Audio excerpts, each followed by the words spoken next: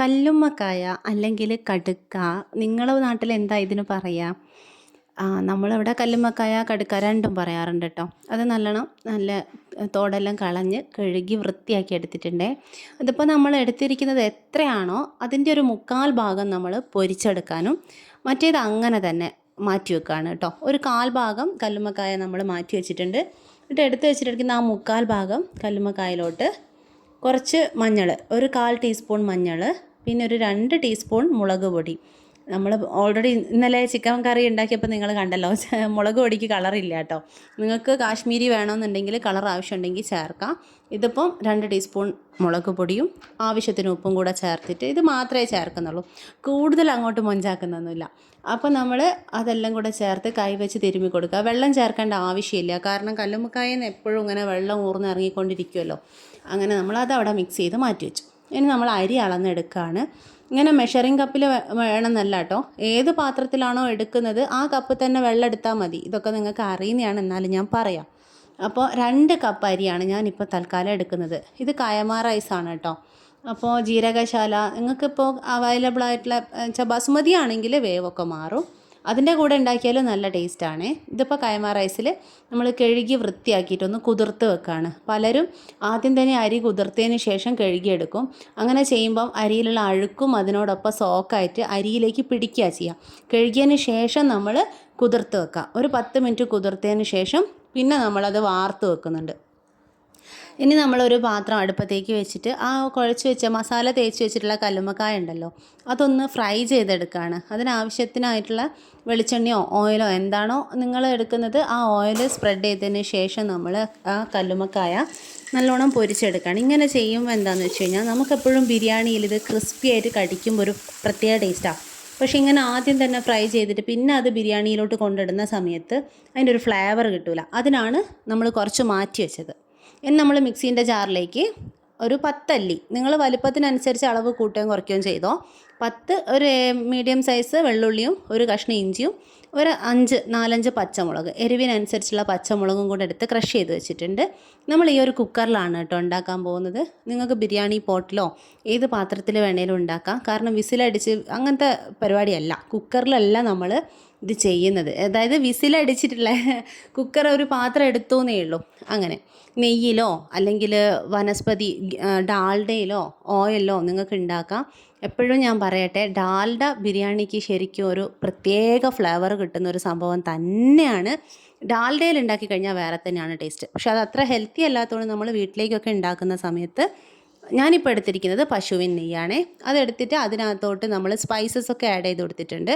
ഒരു അത്യാവശ്യം കുറച്ച് പട്ട ഇട്ടിട്ടുണ്ട്, ഏലക്ക, ഗ്രാമ്പു, ഇത്രയും ഇട്ട് ഉള്ളിയും ഉപ്പും മഞ്ഞളും ഇട്ടിട്ട് വിസിൽ ഊരിക്കളഞ്ഞിട്ട് ലോ ഫ്ലെയിമിൽ ഇട്ടിട്ടാണ് നമ്മളിതൊരു 2 മിനിറ്റ് അങ്ങനെ വെക്കും. അപ്പോഴേക്കും ഇതൊന്ന് സോഫ്റ്റ് ആയിട്ടുണ്ടാവും. ലോ ഫ്ലെയിമിലാക്കാൻ മറന്നു പോരുത് കേട്ടോ. എന്നിട്ട് ഇതൊന്ന് അത്യാവശ്യം ഒന്ന് സോഫ്റ്റായി വന്നതിന് ശേഷം നമ്മൾ നേരത്തെ ക്രഷ് ചെയ്ത് വെച്ചിട്ടുള്ള പച്ചമുളക്, ഇഞ്ചി, വെള്ളുള്ളി ഇതുണ്ടല്ലോ, അതും കൂടെ ചേർത്ത് മിക്സ് ചെയ്തിട്ട് വീണ്ടും ഇത് അടച്ചു വയ്ക്കും. വിസിലിടുന്നില്ല കേട്ടോ. അങ്ങനെ നമ്മൾ അത് കുറച്ച് നേരം കൂടെ ഒന്ന് വേവിച്ചതിന് ശേഷം പിന്നീട് ഇളക്കി വീണ്ടും നമ്മൾ ഇതിന് വേണ്ട സ്പൈസസ് ഒക്കെ ആഡ് ചെയ്യാണ്. അതായത് മഞ്ഞൾ നമ്മൾ ഓൾറെഡി ഇട്ടിട്ടുണ്ട്. ഇനി വേണ്ടത് ഒരു 1/2 ടീസ്പൂൺ ഗരം മസാല, പിന്നെ കല്ലുമ്മക്കായയുടെ കൂടെ എപ്പോഴും എനിക്കിഷ്ടമാണ് മല്ലിപ്പൊടി. അപ്പോൾ മല്ലിപ്പൊടി ചേർക്കുന്നുണ്ട്, അതൊരു 3/4 ടേബിൾ സ്പൂണോളം ചേർക്കുന്നുണ്ട് കേട്ടോ. പിന്നെ നമ്മൾ 2 സ്പൂണോളം, അതായത് ഒരു ടേബിൾ സ്പൂണും അല്ല ടീസ്പൂണും അല്ല, അതിന് മീഡിയമായിട്ട് നിൽക്കുന്ന 2 സ്പൂണ് ചിക്കൻ മസാലയും ഒരു നുള്ള് പെരിഞ്ജീരകവും. കുരുമുളക് പൊടി ചേർത്തിട്ടുണ്ടായിരുന്നു കേട്ടോ, അത് എന്നോട് വീഡിയോയിൽ സ്കിപ്പായിപ്പോയതാണേ. അത് മിക്സ് ചെയ്ത് പൊടിയുടെ പച്ചമണം മാറിയതിന് ശേഷം 2 തക്കാളിയാണ് നമ്മൾ ടോട്ടലി യൂസ് ചെയ്യുന്നത്. അതിലൊരു തക്കാളി ഇപ്പോൾ ഇട്ടതുപോലെ അരിഞ്ഞങ്ങോട്ടിടുക. എന്നതിന് ശേഷം നമ്മൾ മാറ്റി വെച്ചിട്ടുള്ള ഒരു 1/4 ഭാഗം കല്ലുമ്മക്കായ ഉണ്ടല്ലോ, അത് ഇതിലേക്ക് ഇട്ട് കൊടുത്തിട്ട് ഇതാണ് ശരിക്കും, ഈ ഒരു കല്ലുമ്മക്കായാണ് ശരിക്കും ബിരിയാണിക്ക് മൊത്തം ടേസ്റ്റ് കൊടുക്കുന്നത് കേട്ടോ.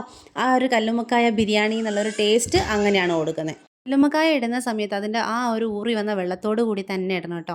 അത് മിക്സ് ചെയ്തിട്ട് പിന്നെ നമ്മൾ വേറൊരു തക്കാളി ഉണ്ടല്ലോ, അതിനെ ഒന്ന് പേസ്റ്റ് ആക്കിയിട്ടും കൂടിയാണ് ചേർക്കുന്നത്. നിർബന്ധമില്ല, നല്ലൊരു ഇത്തിരി ടേസ്റ്റ് കൂടും കേട്ടോ. പിന്നെ നമ്മൾ നല്ല തിളച്ച് ചൂടായിട്ടുള്ള 3 കപ്പ് വെള്ളമാണ് ഇതിന് ഒഴിച്ചു കൊടുക്കുന്നത്. അപ്പോൾ 1 കപ്പ് അരിക്ക് നമ്മൾ 1.5 കപ്പ് വെള്ളമാണ് എടുത്തിട്ടുള്ളത്.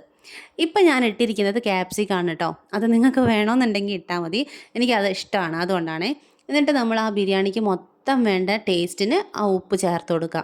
ഉപ്പ് വെള്ളത്തിന് നമ്മൾ നോക്കുന്ന സമയത്ത് ഒന്ന് മുന്നിട്ട് നിൽക്കണം. പിന്നെ ഇത് ക്യാരറ്റാണ്, അതും ഓപ്ഷണലാണ്, നിങ്ങൾക്ക് വേണമെന്നുണ്ടെങ്കിൽ ചേർത്താൽ മതിയേ. എനിക്കിഷ്ടമായതുകൊണ്ട് ഞാൻ ചേർത്തു. പിന്നെ ഇതും 3 കാര്യമാണ് ഓപ്ഷണൽ. ഇതിപ്പോൾ നമ്മൾ ചെറുനാരങ്ങ നീരാണ് 1/2 ടീസ്പൂൺ ചേർത്തിരിക്കുന്നത്. അതൊക്കെ ഈ 3 കാര്യം നിങ്ങൾ വേണമെന്നുണ്ടെങ്കിൽ പ്രത്യേകിച്ച് ടേസ്റ്റിനെ ബാധിക്കുന്ന കാര്യങ്ങളൊന്നുമല്ല. ഇനി നമ്മൾ കുതിർത്ത് അതിന് ശേഷം ഊറ്റി വെച്ചിട്ടുള്ള അരിയും ഇട്ട് കൊടുത്തു. അതേപോലെ തന്നെ പൊരിച്ച് വെച്ചിട്ടുള്ള ഫ്രൈ ചെയ്ത് വെച്ചിട്ടുള്ള കല്ലുമ്മക്കായും കൂടെ ഇട്ട് മിക്സ് ചെയ്തതിന് ശേഷം കുക്കർ അടച്ച് ലോ ഫ്ലെയിമിൽ 10 മിനിറ്റ്, കറക്റ്റ് 10 മിനിറ്റ് ആകുമ്പോഴത്തേക്കും കുക്കറിൻ്റെ ആ വിസിൽ ഊരിയ സ്ഥലം ഉണ്ടല്ലോ, അവിടെ ഇങ്ങനെ ബബിൾസ് വരും. അപ്പോൾ ഒന്ന് ഇത് തുറന്ന് നോക്കിയിട്ട് ഇതുപോലെ അരി ഒന്ന് ചിക്കി ഇട്ട് കൊടുക്കുക. കാരണം പലയിടത്തും പല വേവായിപ്പോൾ മേൽഭാഗത്ത് വേവുന്നുണ്ടാവില്ല. വീണ്ടും അത് അടച്ച് വെച്ചിട്ട് കറക്റ്റ് 5 മിനിറ്റ് വെച്ച് കഴിയുമ്പോൾ ലോ ഫ്ലെയിമിലാണ് ഞാൻ പറയുന്നത്. ബിരിയാണി റെഡിയായി. ഇനി നമുക്കിത് ജസ്റ്റ് ഒന്നും കൂടെ ഇളക്കുക. എന്നിട്ട് ഫ്ലെയിം ഓഫ് ചെയ്തു കേട്ടോ. ഈ ഒരു സമയമാകുമ്പോഴത്തേക്ക് ഫ്ലെയിം ഓഫ് ചെയ്തു. എന്നിട്ട് നമ്മൾ ബിരിയാണി ഒന്ന് ഇളക്കി മറിച്ചിട്ടതിന് ശേഷം വീണ്ടും അതൊന്ന് സെറ്റാക്കിയിട്ട് മൂടി വെച്ചിട്ട് 10 മിനിറ്റ് കഴിഞ്ഞതിന് ശേഷമാണ് ഞാൻ സെർവ് ചെയ്യുന്നത്. അപ്പോഴേക്കും കറക്റ്റ് പാകമായിരിക്കും. മല്ലിയില അല്ലെങ്കിൽ പൊരിച്ച ഉള്ളി എന്താണോ നിങ്ങൾക്ക് ഇഷ്ടമുള്ളത് അതൊക്കെ കൊടുക്കാം കേട്ടോ. അത് ഞാൻ ഏറ്റവും സിമ്പിളായിട്ട് ചെയ്യാൻ വേണ്ടിയിട്ടാണ് ഇങ്ങനെ ചെയ്തത്. അടിപൊളി ടേസ്റ്റാണ് എന്ന് പറഞ്ഞു കഴിഞ്ഞാൽ നിങ്ങൾക്കത് എന്താ വെച്ചാൽ ആ ഒരു നമ്മൾ കല്ലുമ്മക്കായ പൊരിച്ചതും ചേർത്തിട്ടുണ്ട്. എന്നാൽ ഈ ചോറിന് റൈസിന് വരെ നമുക്ക് ആ ഒരു കല്ലുമ്മക്കായയുടെ ടേസ്റ്റ് കിട്ടും. അതാണ് ശരിക്കും പറഞ്ഞു കഴിഞ്ഞാൽ. കാരണം ബിരിയാണി എല്ലാം ഒരുപോലെ തന്നെ അതിനകത്ത് വരുന്ന കണ്ടൻറ്റ് വേറെ എന്നല്ലേ.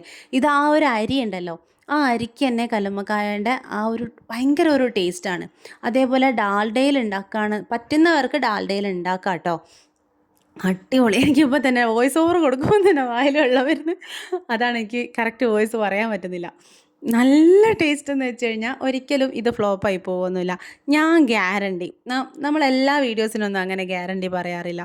പക്ഷേ ഇതിന് ഞാൻ ഗ്യാരണ്ടി പറയുന്നുണ്ട്. ഉറപ്പായിട്ടും നിങ്ങൾ ഉണ്ടാക്കി നോക്കിയിട്ട് ഫീഡ്ബാക്ക് അറിയിക്കണം കേട്ടോ. കാരണം എനിക്ക് ഉറപ്പാണ് ഇത് ഉണ്ടാക്കിയാൽ നിങ്ങൾ ഞെട്ടും.